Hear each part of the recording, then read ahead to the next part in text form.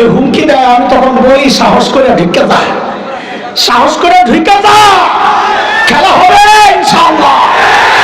ছোটবেলা থেকে যে জিহাদের চেতনা লালন করছি, তোরা না ঢুকলে ওটা বাস্তবায়নের সুযোগ তো পাচ্ছি না।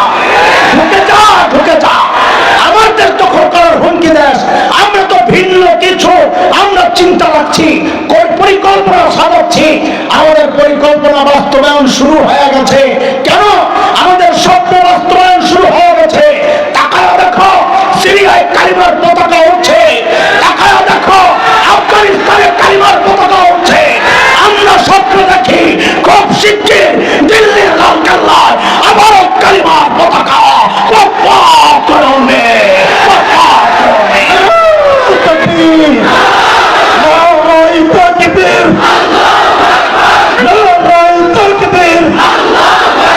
ইসলামের শত্রুরা, আরে বলবার শত্রুরা, বাংলাদেশের শত্রুরা আমাদের দখল করার আগে, আমাদের দখল করার পরিকল্পনার আগে ওলামায়ে দেওবন্দের ইতিহাসটা একটু পড়ে আসো। বাংলাদেশে ওলামায়ে দেওবন্দের এক সোনার ইতিহাস আছে। ওলামায়ে দেওবন্দের রক্ত যখন এই উপমহাদেশের জমিন স্পর্শ করেছিল, ব্রিটিশ লাল কুত্তারা পালাতে বাধ্য হয়েছিল। ওলামায়ে দেওবন্দের রক্ত যখন আফগানিস্তানের জমিন স্পর্শ করেছিল, রাশিয়ার শেখ বন্দুকেরা পালাতে বাধ্য হয়েছিল। সাম্প্রতিককালে তালেবানের শরীর হয়ে ওলামায়ে দেওবন্দের রক্ত যখন আফগানিস্তানের জমিন স্পর্শ করেছে, আমেরিকা নেটো কুত্তার মতো পালাতে বাধ্য হয়েছে। মনে রেখো, বাংলার জমিন যদি স্পর্শ করে নতুন ইতিহাস সৃষ্টি হবে। সেটা হচ্ছে একটা পালাতে দেওয়া হবে না, পালাতে দেওয়া হবে না।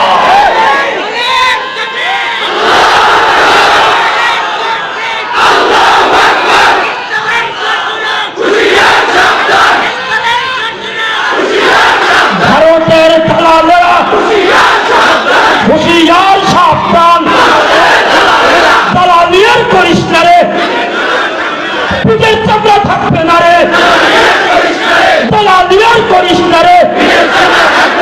ভারতের দালালেরা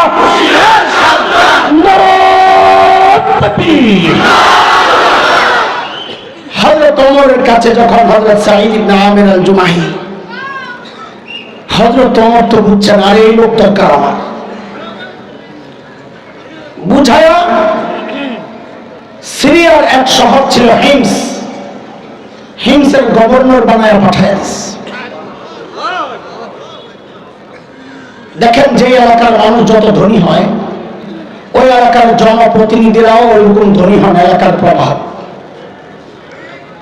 আজকের দুনিয়ায় Bangkok, Singapore, Thailand, Dubai, Abu Dhabi, Karachi, Bombay, আমাদের চিটাগাং, এগুলো যেমন বাণিজ্যিক শহর, ওই সময়ে গোটা দুনিয়ার বাণিজ্যিক শহর ছিল সিরিয়া।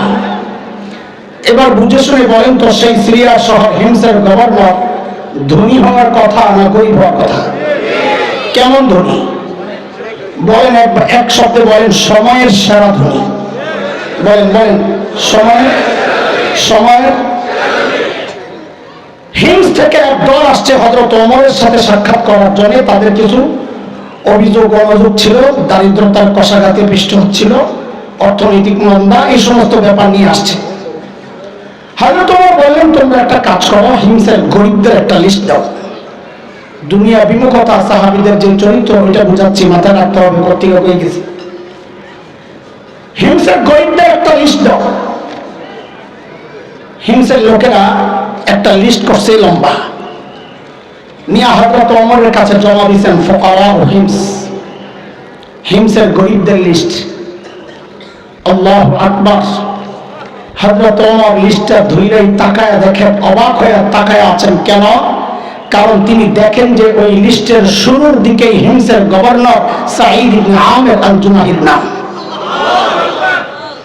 সাঈদ ইবনে আমির জানতে চাইলেন, আমি এরকম ফাঁকে এরকম কি ব্যাপার, তোমাদের গভর্নর বুঝি গরিব মানুষ? হিমসের লোকেরা জবাব দিলেন, বালা আমি আমাদের গভর্নর শুধু গরিব না, হিংসের মধ্যে সবচাইতে গরিব। কল্পনা করা যায়? সাহাবী, এর নাম কি? এর নাম কি? হয়তো তোমার এই কথা শুনে না এতটা খুশি হয়েছে, সাথে সাথে 1000 স্বর্ণ মুদ্রা, কত? 1000 স্বর্ণ মুদ্রা প্যাকেট করে দূত মারফত পাঠায় দিয়েছেন, যাও আমার পক্ষ থেকে আমার সাঈদকে হাদিয়া দিয়ে আসো। কত কত? 1000 স্বর্ণ মুদ্রা বুঝে? 1 স্বর্ণ হানাফি মাযহাব মতে 3.2 গ্রাম, এই হিসাবে প্রায় 3.5 স্বর্ণ মুদ্রা দিয়ে 1 ভরি হয়।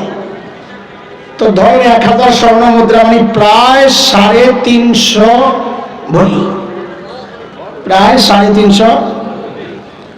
তাই 1 লক্ষ টাকা করে হইলেও তো প্রায় 3.5 কোটি টাকা। এই বিশাল অঙ্কের হাদিয়া যখন হযরত সাঈদের কাছে পেশ করা হয়েছে,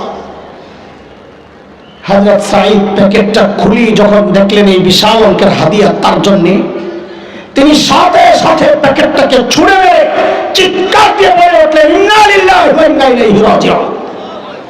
কি পড়ছে? হাদিয়া পাইলে ইন্না লিল্লাহি পড়ার কথা না আলহামদুলিল্লাহ পড়ার কথা।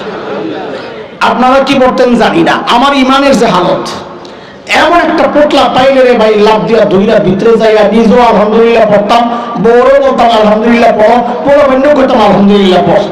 বিশ্বাস না হইলে দিয়া দেখেন না। আল্লাহর নবীর সাহাবী কি করছে? কথা বলে না, এমন ভাবে ইন্না লিল্লাহি বলেছেন, বিবি তো ভেতর থেকে ভয় পায় গেছে, হায় মদিনা থেকে দূত আসছে, না জানি কোন দুঃসংবাদ নিয়ে আল্লাহই জানে। সাথে সাথে জানতে চাইলেন, আকুতিলা উমর ইবনুল খাত্তাব, কি ব্যাপার সাইয়েদনা ওমর বুঝি শহীদ হয়ে গেছেন? এইভাবে ইন্না লিল্লাহি কেন পড়লেন?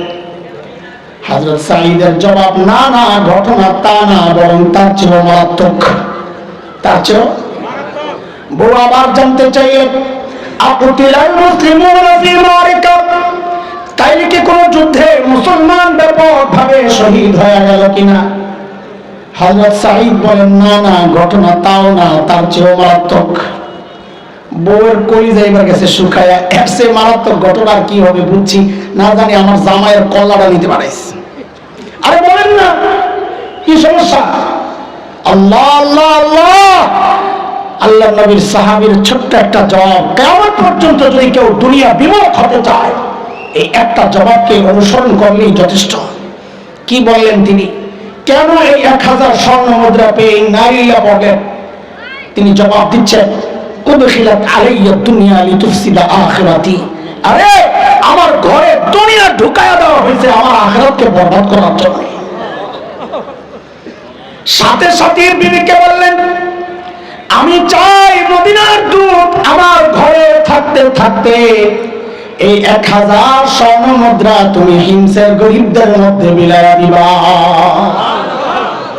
কি বুঝলে? শাসকের মধ্যে যদি ইমানদারি থাকে তো নিজের বরাদ্দের টাকাটাও জনগণকে দিয়ে দেয়, আর শাসকের মধ্যে ইমানদারি না থাকলে জনগণের বরাদ্দের টাকা মাইরা বিদেশ যায়, বাড়ি বানায়। এটা কত বাস্তবতা আপনাদের ভিতরের রাস্তাটি দেখলে বোঝা যায়। এই ঠিকটাও আসতে কয়, কষ্ট তো আমি বলছি, তো তোমার কত কষ্ট হয় না, অভ্যাস হয়ে গেছে, লেগে ঠিকটা জোরে হয়ে যায় না, জোরে ঠিক না করে সামনে আর আমরা এসি ভাষা। আল্লাহ আল্লাহ আল্লাহ। বউরে যখন কইছে সব দিয়ে দাও, বউ তো আর আমাদের বউ নাই, আমাকে বইলে আচ্ছা আপনার ভালো সবাই আল্লাহ আল্লাহ বুজুর্গ, আমারটা যদি কইতাম সব দিয়ে আল্লাহ একটা বিস্কি যে খাইলাম মিলে বুজুর্গ কি দেখায়, সব দিয়ে আলে বেশি পিড়াপিড়ি করলে মতো 2 ভাগ করে, অর্ধেক আমার অর্ধেক আপনার, আমারটা থাক ঘরে কত কাজ আছে, আপনারটা দিয়ে আলাম অনেক সওয়াব হইব। কিন্তু বউ তো সাহাবীর বউ, কার বউ? ওলা ভাই একটা পরামর্শ করায় যায়, যারা বিয়া করিস নাই কাজে লাগবো, বিয়ার সময় লাগবো, দেবো দেবো।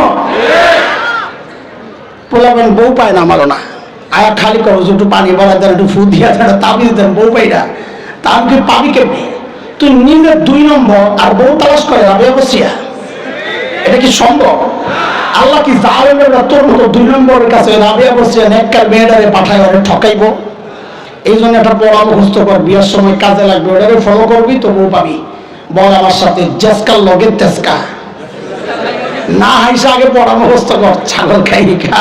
ভাইয়ার গোষ্ঠী স্মরণ এবার হাসে, ক নিচের দিকে তাকায়া জেসকার লগে তেসকা বল। এটা আমার কথা না রে, এটা কোরআনের কথা। সূরা নূরে আসছে, আল্লাহ বলেন আল খাবিসাতু লিল খাবিসিনা ওয়াল খাবিসুনা লিল খাবিসাত ওয়াত তাইয়িবাতু লিত তাইয়িবিনা ওয়াত তাইয়িবুনা লিত তাইয়িবাত উলাইকা মুবাররাউনা মিম্মা ইয়াকুলুন লাহুম মাগফিরাতুন ওয়া রিজকুন কারীম।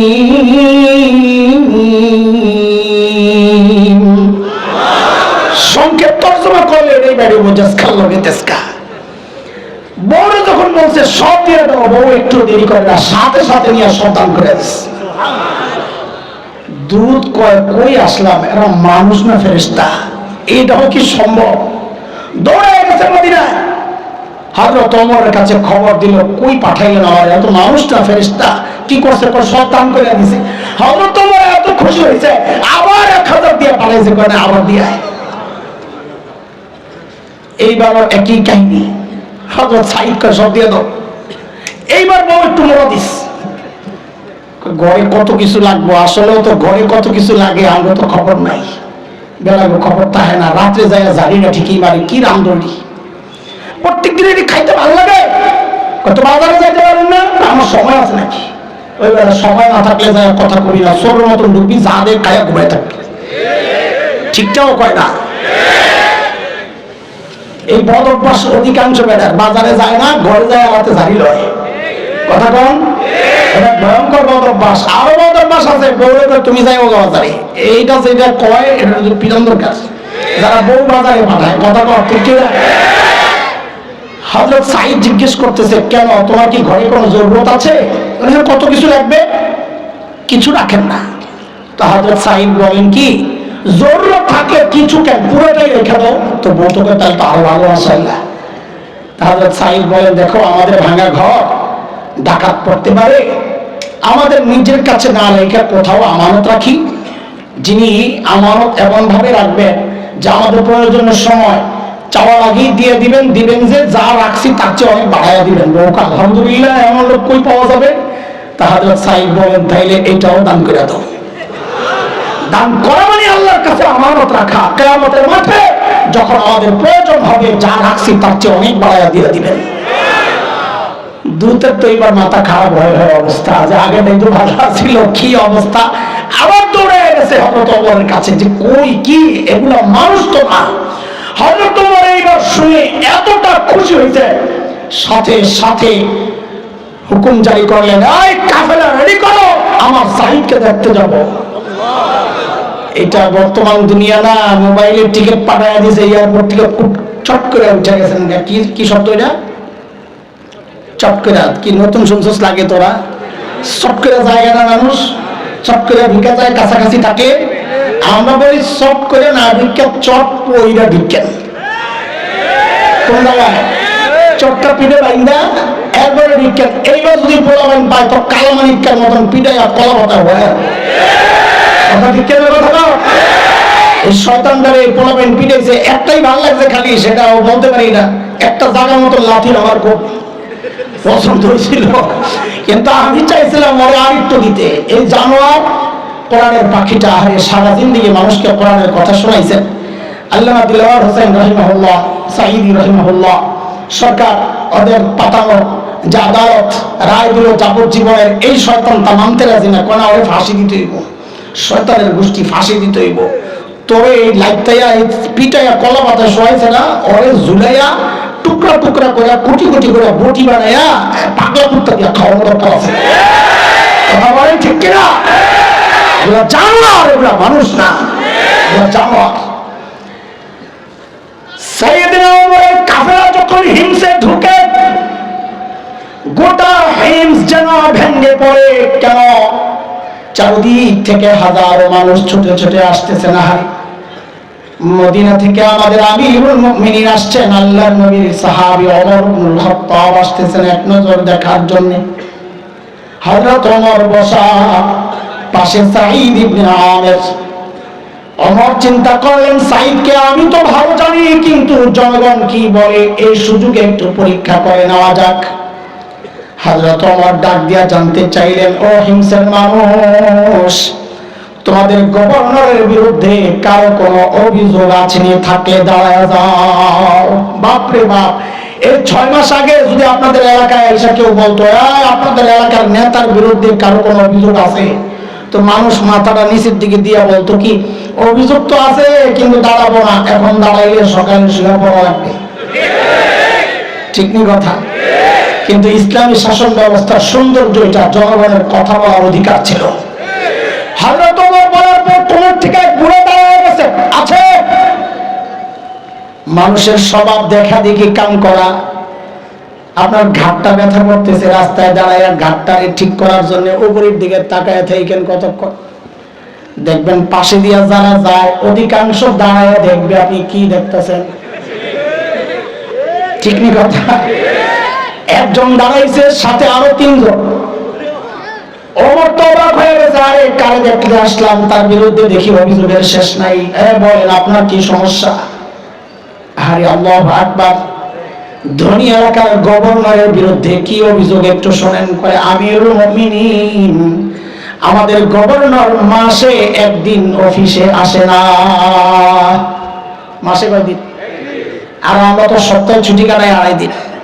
আর কত বন্ধ, সুবহানাল্লাহ, দুনিয়ায় আগমন দিবস, দুনিয়া থেকে বিদায় দিবস, দেশে ঢোকা দিবস, দেশ থেকে দৌড়ানি খাওয়া দিবস, এই দিবস ওই দিবস। দিবস বাড়তে বাড়তে 20 বছর পরে না জানি দেওয়ান লাগে জামাইব কার্যকার্য দিবস। এমন বাড়া বাড়তেছে, আর তার পাইব না খুঁজতে শেষ দিবস। আল্লাহ লাঙ্গ মজাই লাগে বন্ধ কারাই বেতন পাই আমরা না, আপনারা যারা সরকারি চাকরি করেন। হ্যাঁ, কথা বললাম। বলেন কি সমস্যা? বলে মাসে একদিন অফিসে আসে না। হযরত ওমর ধরছেন, সাঈদ জবাব দাও, কেন তুমি মাসে একদিন অফিসে আসো না? আসামির কাঠগড়ায় ধনী এলাকার গভর্নর, যিনি সিস্টেম মতো সময়ের সেরা ধনী হওয়ার কথা, ঠিক কিনা, দাঁড়ায় জবাব দিচ্ছেন, কেন মাসে একদিন অফিসে আসে না? বলে, আমিরুল মুমিনিন, আপনি তো জানেন আমি গরিব মানুষ। এই যে আমার গায়ে 2 টুকরা কাপড় দেখতেছেন, একটা লুঙ্গির মতো করে পরা, আরেকটা চাদরের মতো করে জড়ানো। আমিরুল মুমিনিন, আমার না এই 2 টুকরা কাপড় ছাড়া আর কোনো কাপড় নেই। বলে, মাসে অফিসে একদিন কেন আসো না?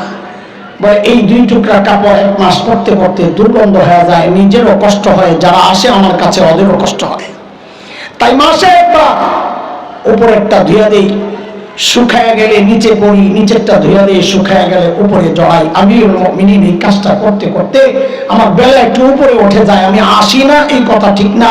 উনি হয়তো সকাল সকাল এসে আমাকে না পেয়ে ভেবেছেন আমি আসি না, আসি একটু দেরি হয়।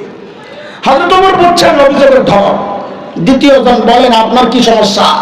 ও আল্লাহ, দ্বিতীয় জনের অভিযোগ আরো মারাত্মক। কি বলে? আমিরুল মুমিনিন, আমাদের গভর্নরকে দিনে তো পাই, রাতে আর পাই না। কি ডিউটি লইছে, রাতেও সময় দেওয়া লাগবে। দেখেন অবস্থা। হযরত ওমর তো ধরছেন, সাঈদ জবাব দাও, কেন তোমাকে রাতে পাওয়া যায় না? আল্লাহর নবীর সাহাবী কাচুমাচু হয়ে জবাব দিচ্ছেন, আমিরুল মুমিনিন, এটা তো প্রকাশ করার ব্যাপার ছিল না, একান্ত ব্যাপার ছিল। এখন প্রশ্নের মুখে পড়ে গেছে, যেহেতু না বলেও তো পারছি না। কেন আমাকে রাতে পাওয়া যায় না? আমিরুল মুমিনিন, কাসামতু হায়াতি বাইনা রাব্বি ওয়া বাইনা ইবাদি। আমিরুল মুমিনিন, জীবনটারে 2টা ভাগ করছি। রাতটা আমি আমার মালিককে সময় দেই, দিনটা মালিকের বান্দাদেরকে সময় দেই। হায় আল্লাহ, হায় আল্লাহ, আমরা তো অনেক ব্যস্ত মানুষ, দুনিয়া সব কিছু চলে, মালিককে টাইম দেওয়ার সময় আমরা পাই না। আমার সব ঠিকঠাক মতো চলছে, আমার হায়াতের ভাগ ফেসবুক পায়, আমার হায়াতের ভাগ ইউটিউব পায়, খেলোয়াড়রা পায়, গায়ক গায়িকা পায়, নায়ক নায়িকা পায়, আমার পরিবার সংসার, আমার নেতা সব পায়। পায় না কেবল আমার মালিক। মালিককে টাইম দেওয়ার সময় আমার হাতে নাই। আমি আর তুমি ছাড়া দুনিয়ার সব মালিক মালিককে টান দেয়। ওই একটা গাছের দিকে তাকায় দেখো না, কি মনে হয় গাছটা বুঝি এমনি দাঁড়ায় আছে? না না না না, ওই গাছটাও দাঁড়ায় দাঁড়ায় মালিকের তাসবিহ করে।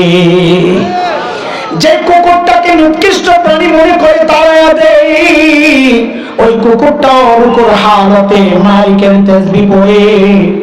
যে পোকামাকড় গুলো আমি পায়ে ধরে মেরে ফেলি, ওই পোকামাকড় গুলো সিজদার হালতে মালিকের তাসবিহ পড়ে। পড়ি না কেবল আমি আর তুমি, আমাদের সময় হাতে নাই। সময় বন্ধ একদিন আসবে, কসম আল্লাহর, সেদিন করার থাকবে না কিচ্ছু। চিৎকার করে করে শুধু কান্দ আর বলবো, ইয়া লাইতানি কদ্দামতু লিহায়াতি। আরে সময় মতো যদি একটু পুঁজি বানায় আসতাম, তাইলে আর বাম হাতে আমলনামাটা নেওয়া লাগে না। তাও নিচি নিচি কোন দিক দিয়া কলিজা ছিদ্র কইরা পিছনে নিয়া, এখন তো আর আমলনামা দেখি না, তো আল্লাহর পক্ষ থেকে ফেরেশতারা গাড়টারে মটকায়া দিছে, দেখ তো আমলনামা। আমলনামা দেখাই দেওয়া লাগবে। চিৎকার কি বলে, ইয়া লাইতানি লাম উতা কিতাবিয়া, আয় আমলনামা যদি আমারে না দেওয়া হতো, ওয়ালাম আদরি মা হিসাবিয়া, আমি জানি না আমার হিসাব কি হবে। ইয়া লাইতাহা কানাতিল কাদিয়া, মৃত্যু পর্যন্তই যদি সব শেষ হয়ে যেত, আর বিচারের মুখোমুখি দাঁড়াতে না হতো। ও দুনিয়ার টাকাওয়ালা, আজকে টাকা দিয়া বিচার পাল্টো, সেদিন চিৎকার করে করে কাঁদতে হবে আর বলতে হবে, মা আবনানি মারিয়া, আমার মাল আমারে বাঁচাইতে পারলো না। আজকে ক্ষমতার দাপটে বিচার পাল্টাও, সেদিন চিৎকার করে করে কাঁদতে হবে আর বলতে হবে, হালাকা আন্নি সুলতানিয়া, আমার ক্ষমতাও তো শেষ, এখন আমার উপায় কি হবে? আওয়াজ আসবে, কান্না থামাও। যখন কান্না করার দরকার ছিল তখন তো কান্না করে নাই, তখন হেসেছে, তামাশা করেছে। এখন সময় শাস্তি পাওয়া। খুযুহু ফাগুল্লু সুম্মাল জাহিমা সাল্লু, এগুলারে ধর, বেড়ি পড়া, টাইনা হেস্টাইয়া জাহান্নামে ফালায়া দে। বলে কি দিয়া পেঁচাবে, কেমনে পেঁচাবে? আল্লাহ বলেন, সুম্মা ফি সিলসিলাতিন যারউহা সাবউনা যিরাআন ফাসলুকু, 70 গজ লম্বা শেকল দিয়া পেঁচায়া টাইনা নেওয়া হবে। হযরত ইবনে আব্বাস রাদিয়াল্লাহু তাআলা আনহুমা বলেন, শেকল দিয়া কেমনে পেঁচাবে জানোনি? আরে হযরত ইবনে আব্বাস বলেন, শেকলের মাথাটা নাকের ছিদ্র দিয়ে ঢুকাইয়া পায়খানার রাস্তা দিয়ে বের কইরা টাইনা পেঁচায়া জাহান্নামে নিয়ে ফালায় দেওয়া হবে। এরে যুবক, আমার ভাই, এমন ভয়ঙ্কর পরিবেশ পরিস্থিতির মুখোমুখি দাঁড়াতে না চাইলে সাহাবাওয়ালা জিন্দেগি বানাও, গুনাহমুক্ত জীবন বানাও। আল্লাহ তাআলা আমাদের সবাইকে গুনাহমুক্ত জীবন যাপনের তৌফিক দান করেন, সাহাবাওয়ালা জিন্দেগি তৌফিক দান করেন। আমিন। ওয়া আখিরু দাওয়ানা আলহামদুলিল্লাহি রাব্বিল আলামিন। আসসালামু আলাইকুম ওয়া রাহমাতুল্লাহি ওয়া বারাকাতুহু। আমরা দেখতে পাচ্ছি আমাদের মঞ্চের